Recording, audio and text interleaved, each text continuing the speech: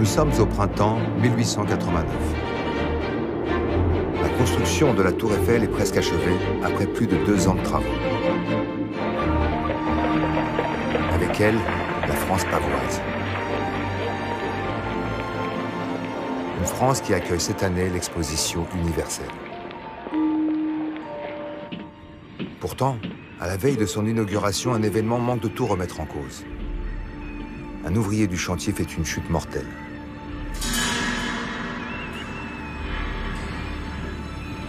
L'affaire est vite étouffée. L'ouvrier s'appelait Angelo Scagliotti.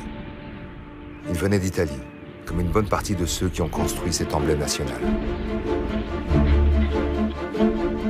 Les ouvriers italiens qui ont participé à ce chantier ont disparu de notre mémoire, comme un symbole de l'histoire que nous allons vous raconter. Car derrière les images d'Épinal de notre passé, il y a une autre histoire, avec cette fois tous ces acteurs, ceux d'ici, mais aussi ceux venus d'ailleurs. Ce quart de la population française, enfants, petits-enfants, arrière-petits-enfants, qui ont leurs racines à l'extérieur du territoire. Bon, je suis Marseillais, je suis Français, mais je suis Arménien, hein, ça fait un sacré mélange. Hein. Je suis un fils et un petit-fils immigrés. Nous sommes sur ce territoire des milliers à avoir cette histoire-là. Je ne renie pas mes origines italiennes, mais en même temps, mes parents sont venus ici en France, donc l'Italie, moi, je ne connais pas.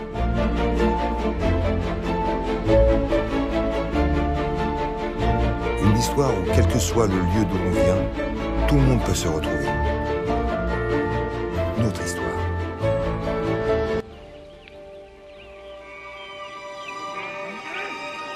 Quand notre histoire commence, être français ne veut pas dire grand-chose.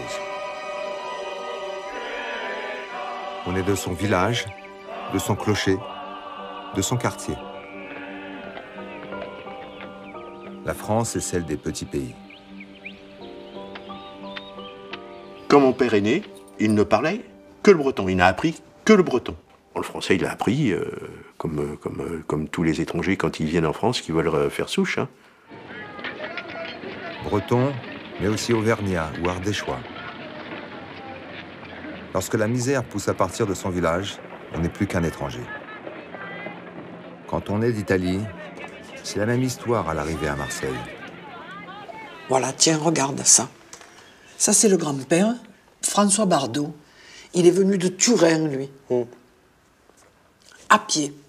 Quand je pense à cet arrière-grand-père là qui part de Turin dans le dénuement, essayer de donner un sens à sa vie, j'ai l'impression que la frontière franco-italienne, c'était un peu un truc abstrait, quoi.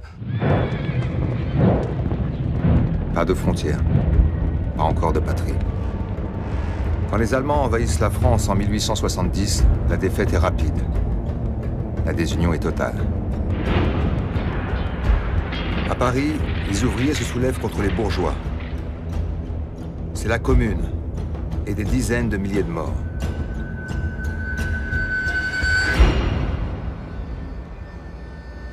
C'est sur les décombres de ces deux tragédies que naît la Troisième République, le 4 septembre 1870. Traumatisés, les républicains n'ont plus qu'une idée en tête. Unir, convaincre les habitants qu'ils appartiennent à une même nation. Ils lancent un programme politique inédit. Il faut faire des Français. Mais comment ces paysans dans leur village, ces ouvriers dans leurs usines, vont-ils se sentir français ?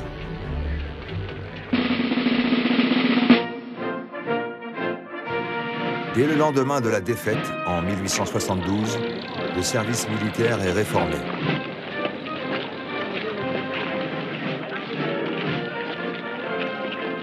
Chaque conscrit est envoyé loin de chez lui pour découvrir son pays, ses habitants. La caserne doit remplacer le clocher du village.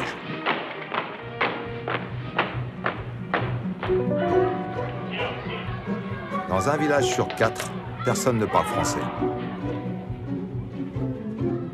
L'école gratuite, laïque et obligatoire de Jules Ferry va l'imposer.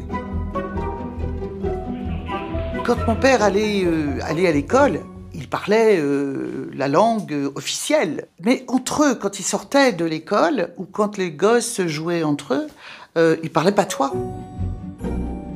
On y apprend aussi la France, un territoire que l'on veut immuable. Habité autrefois par de nouveaux ancêtres communs, les Gaulois.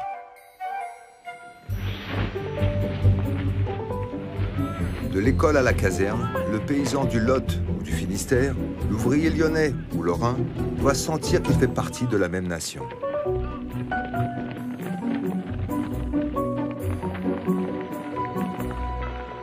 Mais cette France républicaine, beaucoup n'en veulent pas. Les catholiques refusent l'école laïque. Les notables rejettent le suffrage universel. Et les nobles bataillent pour le retour à la monarchie. Les républicains leur répondent en faisant du 14 juillet la fête nationale. Je suis le chef d'une joyeuse famille. Depuis longtemps j'avais fait le projet d'emmener ma femme, ma soeur, ma fille voir la revue du 14 juillet. Puis après avoir cassé la côte... Mon plus ancien souvenir a été cette manifestation du 14 juillet 1880, n'est-ce pas, qui a été la première manifestation en faveur de l'anniversaire de la prise de la Bastille de 1789, n'est-ce pas? Vous voulez dire que c'est la première fois qu'on a fêté le 14 juillet? On a fêté le 14 juillet, oui. Et je me rappelle avoir remarqué qu'une moitié de la ville était pavoisée des drapeaux tricolores, tandis que l'autre moitié avait fermé tous ses volets en signe de deuil, n'est-ce pas? Le petit drapeau, je flotte bien haut, image de la France, symbole d'espérance.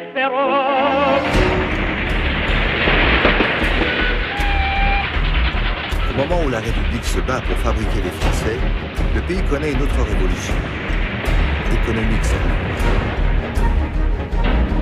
La révolution industrielle. La France a besoin de bras.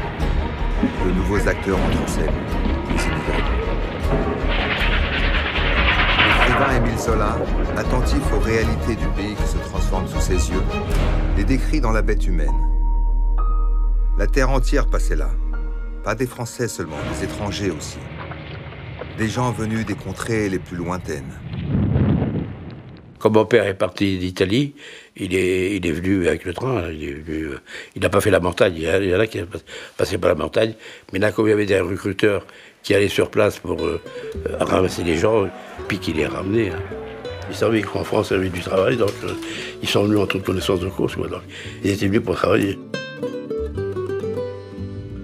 Le père de Marcel Conti s'installe à Villerue, en Lorraine.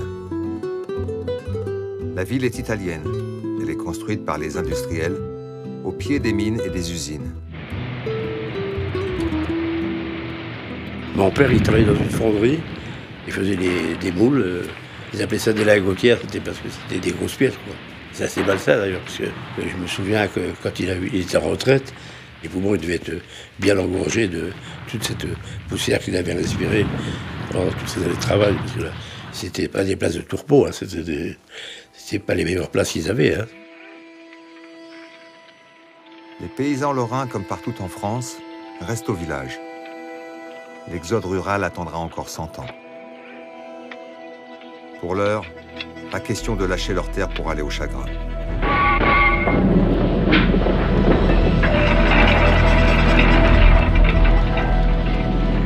Quand on descendait à la mine, les risques étaient nombreux et ma famille l'a payé lourdement, puisque j'ai mon grand-père qui a payé de sa vie son engagement professionnel à la mine de Thil. Il est décédé quelques années après être arrivé en France d'un accident à la mine. Et mon père est décédé également d'un accident d'usine. Moi, j'avais 8 ans et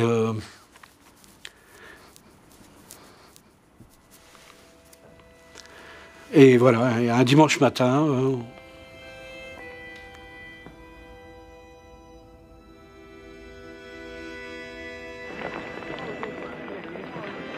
aussi violent, aussi dangereux. C'est le travail des mineurs du nord de la France, immortalisé par Zola dans Germinal. Là, ce sont surtout des Belges qui viennent suer au fond de la mine. D'autres pointent dans les usines textiles. À Roubaix, 2 habitants sur 3 sont belges. Et dans toute la France, les travailleurs venus d'ailleurs dépassent le million.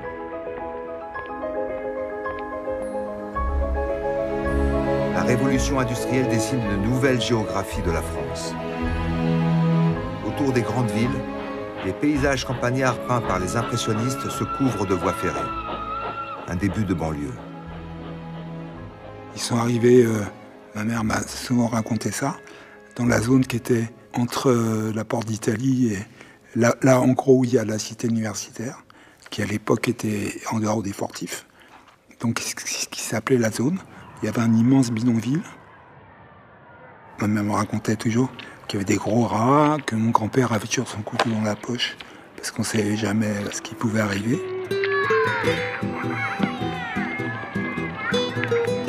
Les Italiens s'installent comme ils peuvent, par village entier.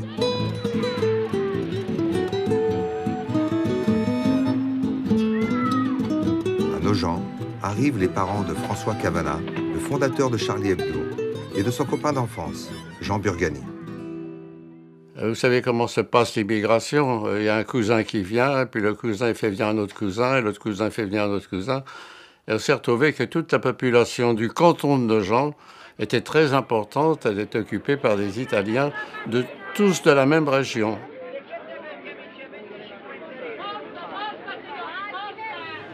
Toutes ces rues, cette cour, et toutes les rues autour, c'était des rues où il n'y avait que des Italiens. Il y avait quelques Français perdus là-dedans, mais c'était des Français paumés, c'était, on dirait, du sous-prolétariat, quoi. Hein, et eux-mêmes n'étaient pas très fiers d'être perdus parmi ce qui était considéré comme de la racaille ritale. Ces gens-là qui sont arrivés, qui ont morflé, parce qu'on regarde les écrits, interdit aux chiens et aux Italiens dans les commerces, etc. Je crois que les premières manifs d'ouvriers français anti-ouvriers étrangers, c'est contre les Italiens qui viennent leur bouffer le pain, leur piquer le travail, etc. Juin 1881, à Marseille. Dans les rues animées, des troupes défilent au son de la Marseillaise. La rumeur dit que des Italiens les ont sifflés. 3 Italiens sont tués et des dizaines blessés. La presse s'empare du fait divers et en fait pour la première fois un enjeu national. C'est l'âge d'or des journaux. Il touche tout le monde. Chaque village lit la même chose au même moment. La presse invente un portrait type du Français. Son humour qui devient gaulois, sa galanterie. On caricature l'étranger. En ces années 1880, les Italiens expérimentent les premiers discours qu'entendront toutes les immigrations. Les Italiens, c'était les Apaches, quoi. C'était le terme qui était repris dans la presse. Et puis, qu'est-ce que c'était que ces gens-là, qui arrivent de l'étranger, qui manient le couteau. Donc ça n'a pas été simple. Difficile de résister à ces campagnes de presse qui dénoncent les ennemis de l'intérieur. Ces Italiens, ces étrangers qui menacent l'unité de la nation. 1889, les députés s'emparent de la question et réclament une loi sur la nationalité. À 2 pas de la Tour Eiffel, leur débat résonne encore aujourd'hui. Un député du Nord s'inquiète. Les étrangers nous prennent nos places, nos emplois, nos fiancés. Le principal danger, enchérit un député des Landes, c'est de garder chez nous des hommes qui ne sont attachés à aucune patrie, qui n'aiment pas la France. L'Assemblée se divise. Les Républicains pensent qu'il faut obliger ces émigrés à devenir français. En phase 2, les partisans des liens du sang, pour qui on est français uniquement de père en fils. Les Républicains l'emportent. Si l'école a été capable de faire d'un paysan un Français, elle en fera de même avec ses Italiens. Le rapporteur de la loi le dit clairement. Il faut annexer ce million d'immigrés. La loi est votée. Désormais, les enfants nés en France de parents étrangers sont déclarés français dès leur majorité. Pour la première fois, le droit du sol s'impose pour acquérir la nationalité française.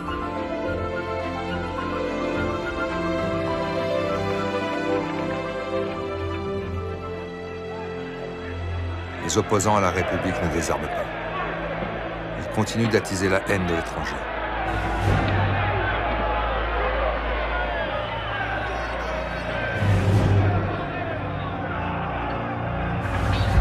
En 1893, à Aigues-Mortes, une vingtaine d'Italiens sont massacrés. Personne n'échappe à la fureur nationaliste.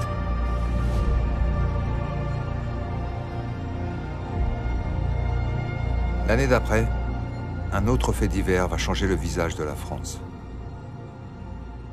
J'avais à côté de moi mon ami, un type merveilleux, André Lévy. Et devant nous, il y avait un type de l'Action française. Et à un certain moment, il s'est retourné vers André Lévy et il a dit « D'ailleurs, les Juifs ne sont pas français ». André Lévy a bondi, il lui a flanqué 2 gifles. Ça a été terrible dans la classe. En 1894, l'armée condamne à tort le capitaine Alfred Dreyfus pour avoir livré des secrets militaires à l'Allemagne. Celui qui lance les hostilités, c'est Édouard Drumont. Il vient d'écrire le premier best-seller politique, La France juive. Sa recette est aussi simple qu'efficace. Tous les problèmes ont une même origine. Les Juifs sont les ennemis de la patrie. Pour lui, aucun doute. Dreyfus est coupable. Les Juifs sont des espions allemands. Les Juifs, des Allemands? Accusation aussi incroyable aujourd'hui que pour les Juifs de l'époque, citoyens français depuis des générations. Derrière les Juifs, c'est la République qui est visée. La République est le règne de l'étranger, s'écrit le député nationaliste Maurice Barrès. Que Dreyfus ait trahi, je le conclus de sa race. La race, le grand mot est lâché. La xénophobie se pare d'arguments biologiques. La science en plein essor est convoquée. On mesure sans résultat des crânes, des nez, pour trouver des critères raciaux. Personne n'échappe à cette traque. Émile Zola, la gloire de la littérature française, prend parti en faveur de Dreyfus. Dans son célèbre article « J'accuse ». Immédiatement, les origines vénitiennes de son père sont révélées. Même français, il est d'une autre race, la race italienne. C'est Zola qui gagne, et avec lui, la République. Dreyfus est innocenté. La France a désormais 2 visages, celui des droits de l'homme d'un côté, celui de l'identité française de l'autre.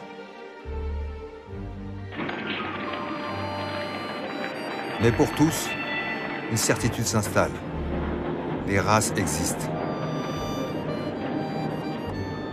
Un jeune député noir en fait l'expérience lorsqu'il arrive de ses Antilles natales à Paris.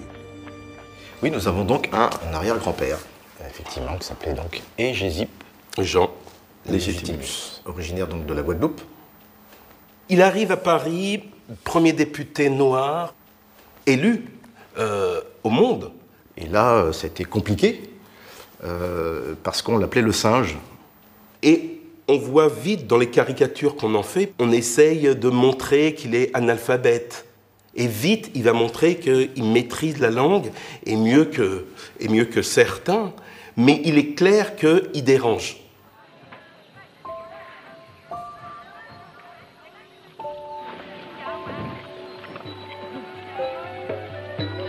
Pour les colonisés, la République française, c'est d'abord cette différence de race. Les colons ont obtenu la nationalité française avec la loi de 1889. Mais les peuples colonisés ne sont ni citoyens, ni étrangers. Ils sont sujets de l'Empire français. Dans les colonies, la race fait système. À Paris, elle fait spectacle. Raphaël Padilla, plus connu sous le nom de Chocolat, remporte un énorme succès. Dans son spectacle, l'artiste veut dénoncer l'humiliation des Noirs. Parisien rit. Mais de quoi rit-il? N'est-ce pas de voir un noir, ce grand enfant, se faire corriger? Même rire quand apparaît Bécassine, la célèbre bonne. Elle est naïve, elle est maladroite, c'est parce qu'elle est de race bretonne. Qu'il soit noir ou breton, la race explique toutes les différences de classe dans l'opulence de la belle époque. Mais Paris s'amuse en ces années 1900. Les différences se voient, se croisent, se rencontrent.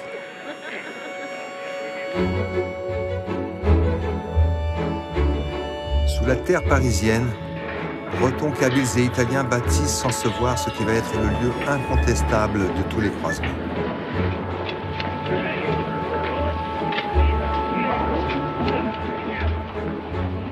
Mon père avait une certaine fierté de raconter que il avait participé à la construction du métro. Il y avait toutes sortes de gens qui y travaillaient par groupe. Donc les sociétés, il y avait des Italiens, il y avait des Polonais, il y avait certains Africains. Et ils vivaient en autarcie dans l'intérieur de la galerie. Ça pouvait être une semaine comme 2 semaines.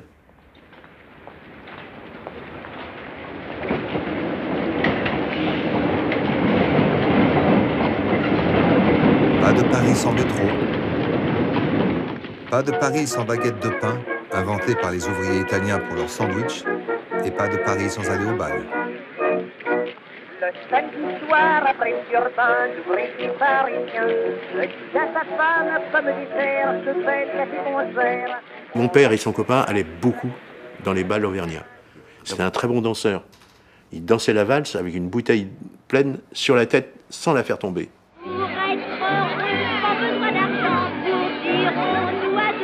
Les Auvergnats dansent au son de la cabrette, leur instrument traditionnel, une sorte de cornemuse.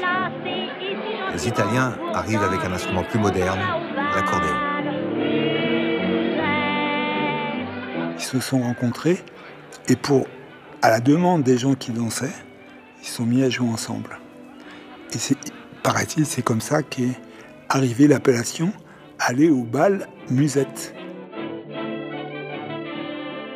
Chacun arrive avec ce qu'il est, et rencontre d'autres qui sont différents, et ensemble, à leur insu, consciemment ou inconsciemment, chacun emprunte à l'autre. Qui est français? Celui qui gagne, bien sûr. La presse glorifie Maurice Garin, le premier vainqueur du Tour de France en 1903. Elle vante ses qualités d'authentique style en soi. Pourtant, Maurice Garin est originaire du Val d'Aoste, italien donc. Mais il devient une figure emblématique du sport français 10 ans seulement après le massacre d'Aigues-Mortes.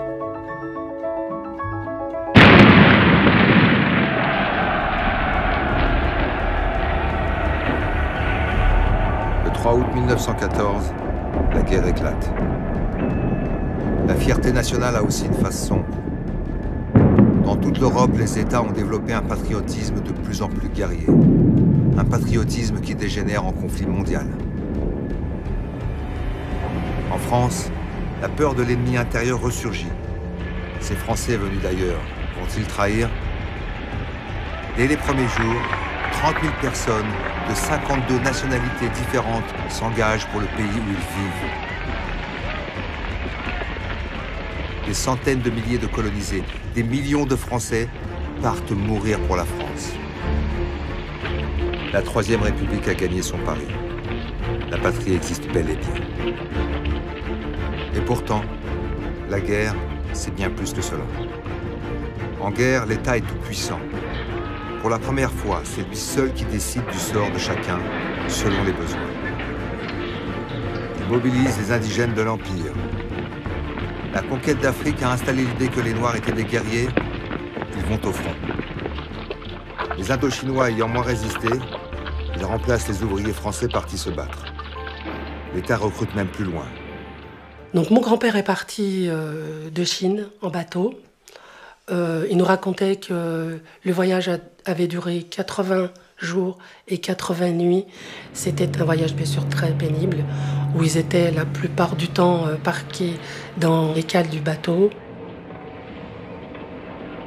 Ils sont arrivés à Marseille, on les a lavés et coupé les cheveux. Ils avaient tous des nattes et on leur a coupé les nattes. Ça fait partie intégrante de leur personnalité et de leurs origines. Donc on peut imaginer que ça devait être très, très traumatisant. Des bureaux d'immigration ouvrent aux frontières et font venir 500 000 travailleurs. L'État leur interdit de quitter leurs usines pour trouver une meilleure place. Notre carte d'identité naît ainsi. Tout étranger de plus de 15 ans doit en être muni, sous peine d'arrestation. Recruter en masse de la main-d'œuvre est contrôlée. Cette grande activité de guerre est baptisée d'un nouveau nom. C'est l'immigration choisie.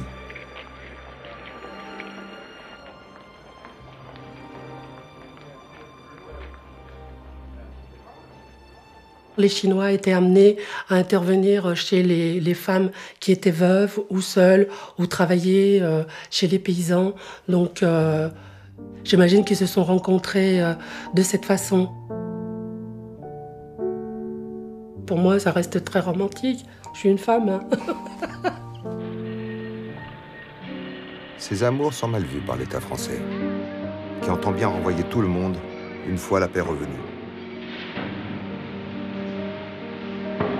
Ma grand-mère s'est battue pour qu'il reste. À cette période-là, c'était compliqué. Ils ont subi le racisme, forcément. Elle a construit sa vie pour son mari. Elle lui a fait 6 enfants. Et finalement, c'est bien parce que je ne serais pas là.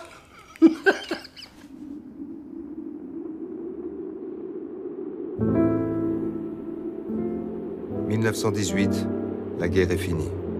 Du nord à l'Alsace, le pays est en ruine, comme ici, à Lens. Le chantier est immense, mais avec quels bras? Près d'1,5 million de Français sont morts.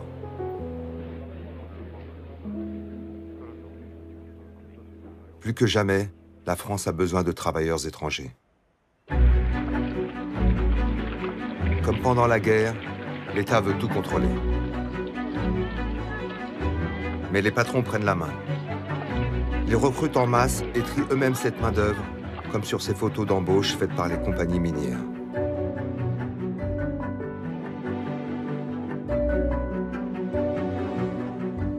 La France devient le premier pays d'immigration devant les États-Unis et son célèbre lieu de tri des migrants, Ellis Island.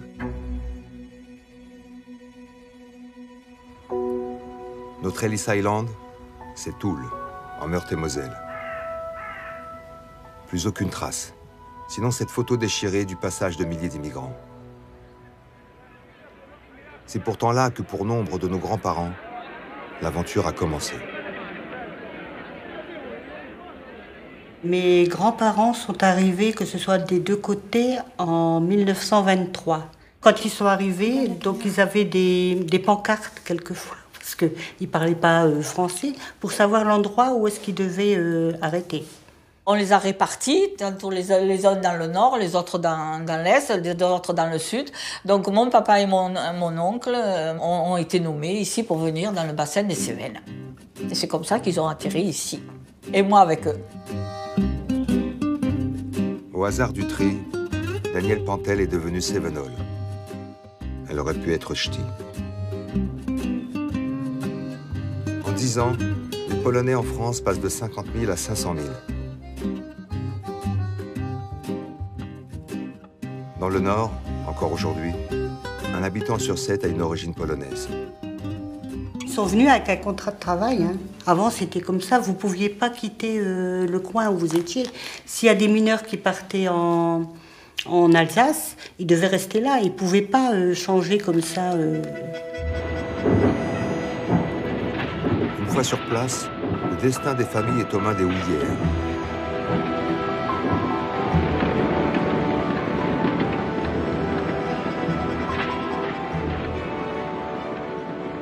Il n'y avait pas le choix. Les gardes venaient à la maison et puis disaient « Bon, ben, votre fils est à l'âge de travailler, eh bien, sa place, elle est à la mine. » Et beaucoup de gars comme ça, quoi, qui auraient aimé faire certainement un autre métier, sont allés à la mine malgré eux.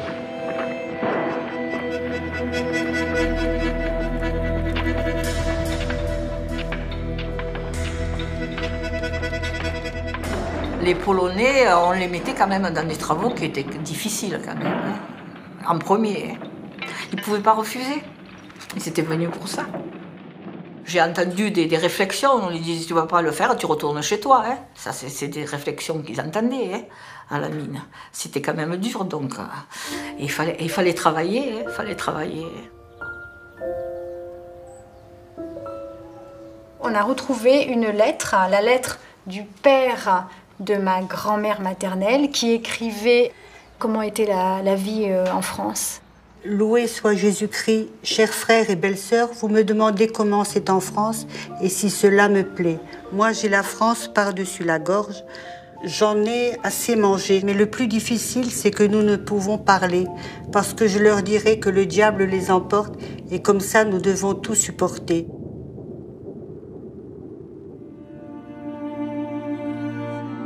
Repartir alors? Plus de la moitié s'en va.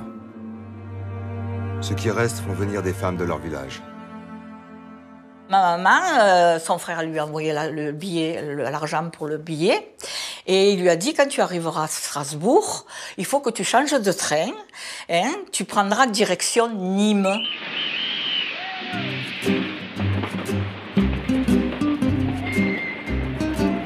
Donc ma maman, elle fait comme il lui a dit. À Strasbourg, elle prend direction Nîmes. Seulement, quand elle arrive en gare de Nîmes, elle lit Nîmes. Et elle se dit, c'est certainement une banlieue. Il ne faut pas que tu descendes ici. Seulement, c'était un express. Et quand le train est reparti, il ne s'arrêtait plus. Elle n'avait pas d'argent. Elle ne savait pas ce qu'elle allait devenir. Où est-ce qu'elle allait atterrir. Le compartiment s'ouvre et un monsieur, un noir, bien noir, elle n'en avait jamais vu.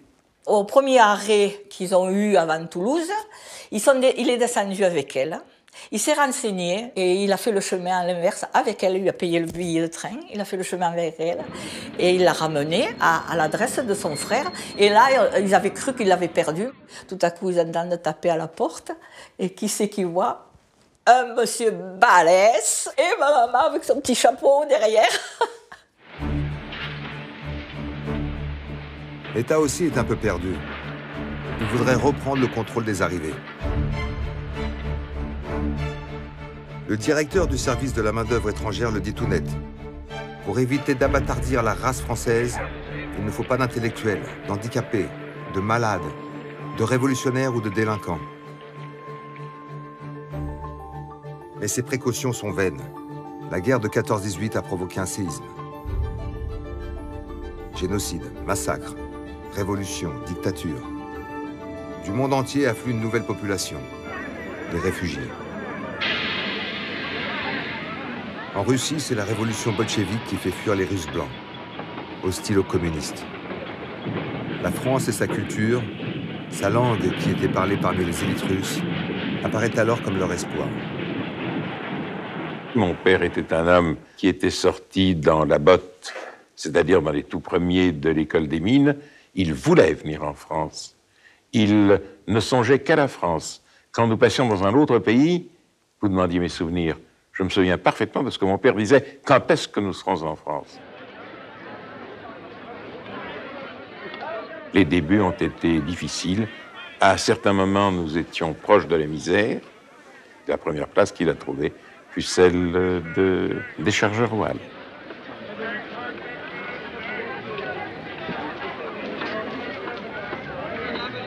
Mon père est venu à l'époque en 1926, donc il était dans le Cosaque du Tsar, et que quand il y a eu la Révolution, bien sûr, donc il est venu en France, parce que je pense qu'il y avait du travail, c'est vrai.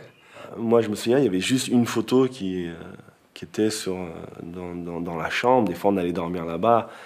Mais il était sur son cheval, avec sa tenue de cosaque. C'était très impressionnant. Entre eux, mes parents donc, parlaient russe. Alors, à force d'en entendre, bon, je comprenais, donc hein, c'est vrai. Donc, Ça partait fort. Hein. Lorsque je suis arrivé en France en 1920, j'avais 8 ans, 9 ans, et évidemment, je me sentais plus russe que français. En classe, lorsque mes petits camarades quittaient le lycée pour rentrer chez eux, ils ne changeaient pas de pays. Tandis que moi, lorsque je quittais le lycée pour entrer à la maison, eh bien, je passais de France en Russie. Je vivais, si vous voulez, la moitié du jour à Paris, et l'autre moitié du jour à Moscou. J'étais sollicité par deux patries également exigeantes, l'une qui était lointaine, insaisissable, merveilleuse, c'était celle dont me parlaient mes parents, et l'autre qui était réelle, qui était vivante, qui bourdonnait autour de moi, qui m'attirait dans son tourbillon. Je marchais un pied sur les nuages russes et l'autre sur la terre ferme française, ce qui me donnait évidemment une allure un peu boiteuse. Moi, ça a commencé à l'école quand les professeurs faisaient l'appel le matin, quand ils disaient « Patrick Chamouchian, Patrick Machimian ». Bon, moi, j'ai fait bon. Je levais le doigt avant qu'ils disent Chouchayan parce que c'était tellement écorché que ça m'ennuyait un petit peu. Donc les copains venaient me dire « Mais t'étais de quelle origine en fait ?» Mais je suis marseillais quoi. « Non mais sinon t'es de quelle origine ?» Ben, ma mère est corse et mon père arménien. Non, mais parce qu'ils s'en sortent pas tous les matins, à chaque fois avec ton nom de famille. Bon, il fallait laisser les enfants vivre et grandir normalement. Je ne voulais pas les traumatiser dès leur jeune âge. Il y a eu ça, ça ou ça.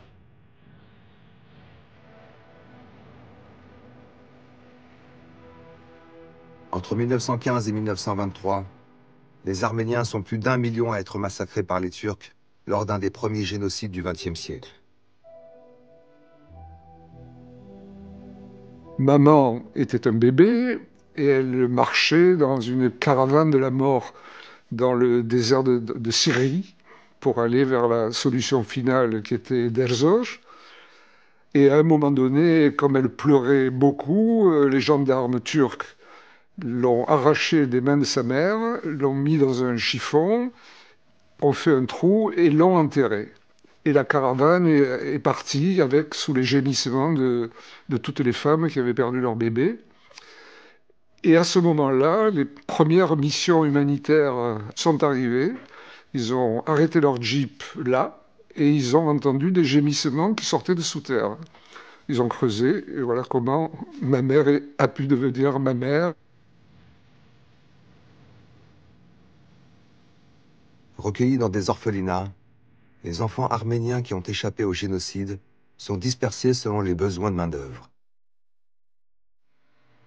Ma mère, dès qu'elle a été en âge de travailler, on ne lui a pas demandé son avis, mais on l'a emmenée avec un contingent de filles en Ardèche, à Pont-de-Benat, où il y avait des centaines et des centaines de jeunes filles de son âge qui travaillaient à faire des tapis dans l'entreprise Archambault. L'usine disait il nous faut 30 filles, 50 filles ou 100 filles, et on les amenait. Quant à mon père, au sortir de l'orphelinat, on a dit aux garçons, ceux qui se mettent sur la file de droite vont aller à Marseille, et ceux qui se mettent sur la file de gauche vont aller en Syrie.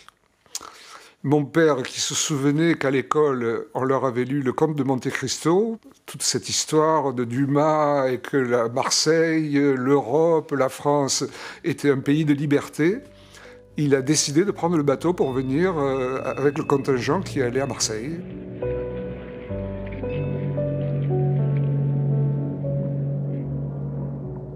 Mes parents sont des rescapés du génocide.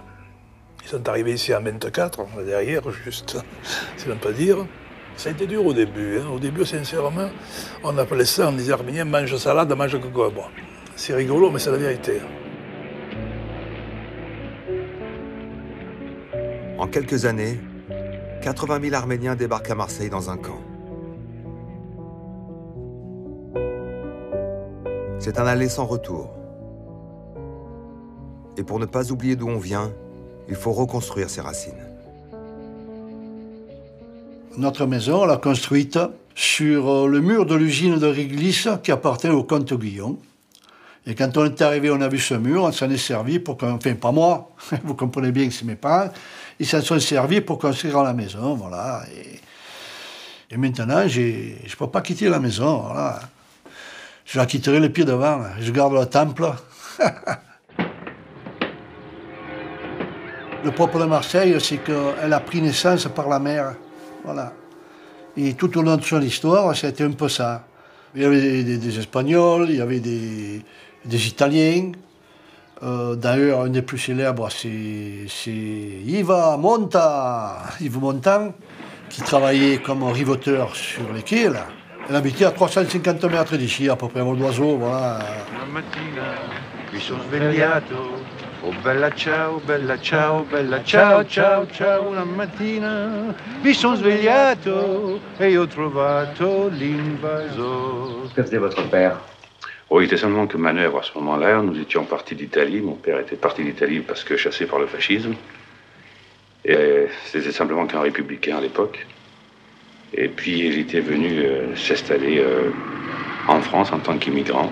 Vous aviez quel âge quand vous êtes venu en France? 2 ans.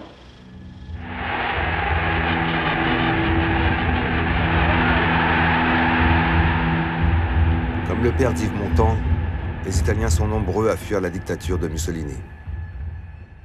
Mon père a passé clandestinement la frontière comme vendeur ambulant.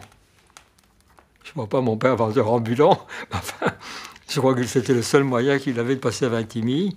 Il n'a jamais remis les pieds en Italie pendant tout le fascisme. Au contraire, il a combattu. Et c'est resté une époque extrêmement difficile pour lui.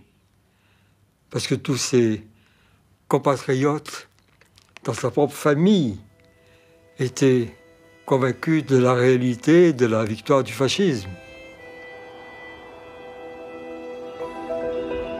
Partout, même dans des endroits inattendus, les immigrés repeuplent et reconstruisent.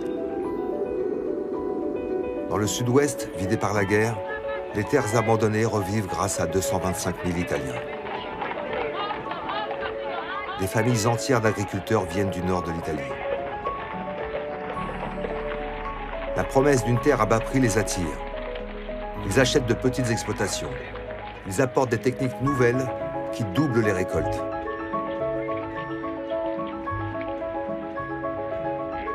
Mon père, il est venu en France et il a fait venir sa femme, qui était ma maman, avec ses 2 filles. Le voyage a duré 3 jours. Et mon père leur a montré la maison. Et quand maman a vu ça, elle était folle, quoi. Mais tu vas pas m'amener là-bas, c'est un taudis. Il me dit, il y a une chose qui est vraiment exceptionnelle, c'est que là-bas, tu verras, la terre, elle est très bonne. Et c'est ce qui nous permettra de vivre et de se nourrir. Il a commencé à retourner la terre. Et ma mère, elle était à l'intérieur avec les petites, et elle l'a entendu chanter et siffler. Et voilà, le moment le plus important de sa vie.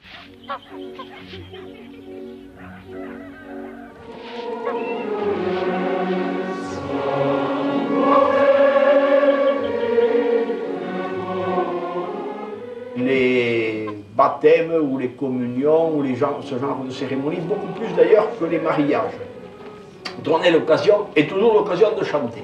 Grand-père, c'était rare qu'il y ait eu une réunion à la maison et qu'on ait chanté n'importe quoi, qu'avant de partir, ils nous disent, les enfants, avant de se quitter, va pensiero. Va pensiero, pourquoi? Parce que c'est un chant d'exilé. Il est certain qu'ils ressentaient l'exil comme une souffrance, et comme... C'est pour ça que, évidemment, ils avaient pour le chanter, non pas seulement la musique, mais le sentiment.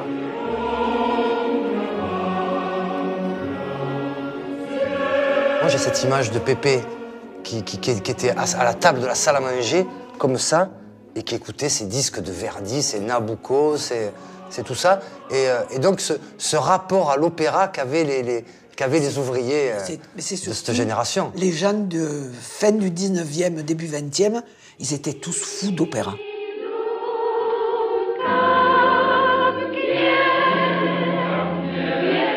Chanter et cuisiner. Être ensemble pour ne pas se perdre. La communauté était très soudée. Et lorsqu'il y avait un mariage, c'était les voisins qui étaient de mariage, il n'y avait pas de la famille. Et lorsqu'il y avait un baptême, c'était les voisins. Et tous les actes de la vie, c'était la communauté polonaise qui se rassemblait. Et cette solidarité était Moi, j'en garde un souvenir. Bon, mais c'est peut-être que je magnifie les choses, mais bon, c'était peut-être pas comme ça, mais bon, moi, c'est dans mon souvenir. Et puis, bon, à Paris, nous a envoyé un prêtre polonais, donc on vivait avec la paroisse. Italien, arménien ou polonais, la religion soude. La piété est ostensible. Dans une France qui vient d'instaurer la laïcité, on ne le comprend pas. Les Polonaises voilées pour aller à l'église semblent la preuve d'un refus de s'assimiler. Les houillères encouragent ce communautarisme pour mieux les contrôler. Les houillères nous mettaient un garde à la cité pour nous surveiller. Il y avait un garde qui était payé pour ça. Et bien, Jean, ils avaient un fils unique, Jacques, il parlait le polonais comme nous, couramment, parce qu'il était toujours avec nous. Au départ, quand il y a les épreuves comme ça, c'est en se soudant qu'on arrive mieux à les passer, ces épreuves. Parce que sinon, si on s'éparpille tout ça, on n'arrive pas. On n'arrive pas parce qu'on n'arrive pas à s'imposer, je veux dire, pas par la force, je veux dire. D'abord, il faut apprendre à parler entre nous, après on prend quelques mots de français, après on trouve un travail, après on s'éloigne, on fait le vélo un peu plus loin. Voilà, c'est naturellement que ça se fait. Moins de 10 ans après la guerre, le nombre d'étrangers est passé de 1 à 3 millions. Et la France s'est relevée. Plus qu'un chiffre, c'est dans les rues de Paris que cette nouvelle France venue de partout se dessine.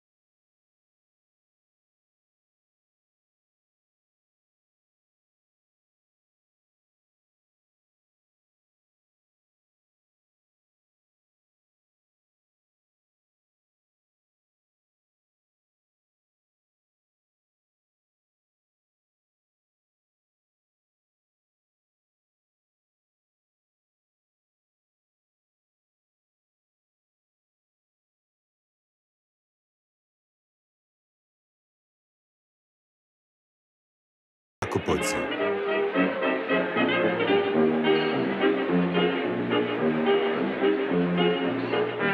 C'est à Paris que ça se passe, c'est Paris des années-lumière, Paris ça brille, il y a beaucoup de jazzman qui débarquent, beaucoup de revues, beaucoup de spectacles.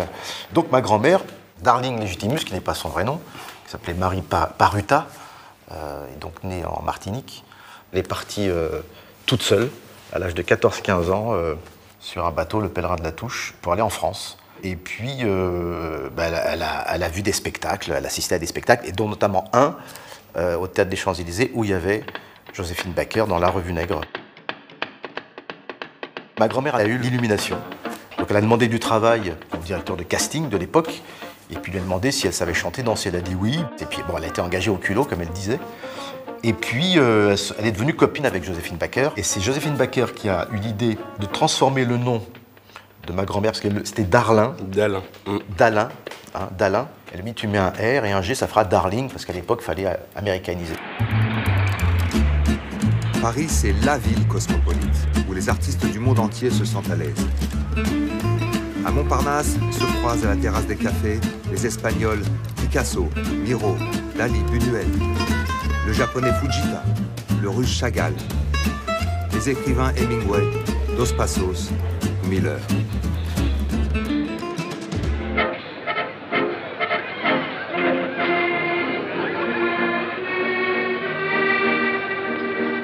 Biguine et Charleston dans les cabarets des beaux quartiers, Java et Musette dans les bals des quartiers populaires. Sur la piste de danse se mêlent français et immigrés. Votre mère est une bretonne catholique. Ma mère est bretonne et catholique. Et votre père? Mon père était musulman et communiste, il n'était pas religieux du tout. J'ai donc fait, moi, ma première communion pour faire plaisir à ma mère.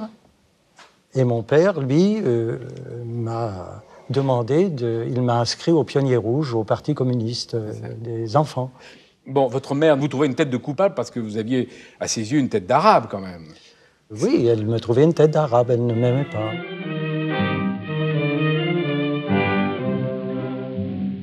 Sur cette terre, ma seule joie, mon seul bonheur, c'est mon homme. Des stéréotypes douloureux qui ont la peau dure. J'ai donné tout ce que j'ai, mon amour et tout mon Le code civil cœur n'arrange rien. à mon homme. Chaque fois qu'une femme française épouse un étranger, elle perd sa nationalité française. Quand je rêve, c'est de lui, de mon homme. La presse s'émeut. Après avoir perdu ses fils morts au front, la France va-t-elle aussi perdre ses filles? Pour l'État, le vrai problème, c'est qu'on manque encore plus de Français qu'avant la guerre. Des mesures sont prises en faveur de la natalité. L'avortement est interdit depuis 1920. La contraception passible d'amende, voire de peine de prison. Les natalistes ne tardent pas à s'intéresser aux immigrés avec leurs familles nombreuses. Dans les familles, là, on était tous à 3, 4, 5, 8, 9. Nous, on était 8 enfants. Sur 12 maisons, il y avait à peu près 50 enfants, quoi. Il faut ouvrir la nationalité à ces immigrés et surtout à leurs enfants pour qu'ils deviennent français. En 1927, une nouvelle loi s'impose, la plus libérale jusqu'à aujourd'hui. Nous voulons augmenter notre population nationale, clame le rapporteur de la loi. Et tout est fait pour favoriser cette augmentation. Désormais, une Française épousant un étranger pourra conserver sa nationalité et la transmettre à ses enfants.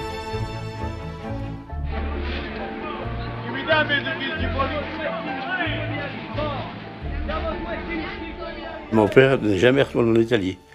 Il n'a jamais voulu retourner en Italie parce qu'il a dit c'est la France qui m'a nourri. L'Italie, j'ai fait une croix dessus d'ailleurs. Il s'était fait naturaliser après la guerre avec toute la famille, donc pour dire maintenant on est en France, on est français.